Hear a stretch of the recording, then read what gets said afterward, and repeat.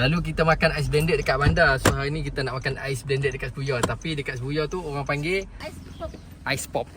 So jom kita try ais pop.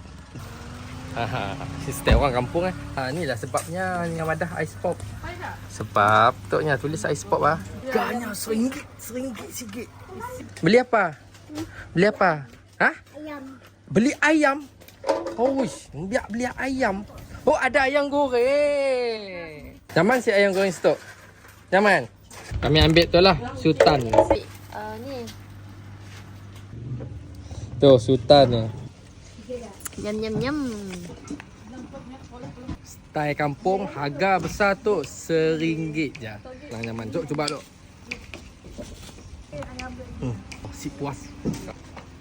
Sedap juga Dia tak rasa pekat tapi untuk suasana kampung dengan panas macam ni sangat-sangat puas. Dapat roti kurak, beli benda lain. Dengar.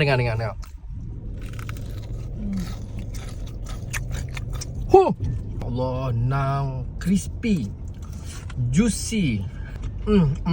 Sedap. Mana pedas? Nama ni. Sabar pakai. Dua belakang. Salam. Okey, nak.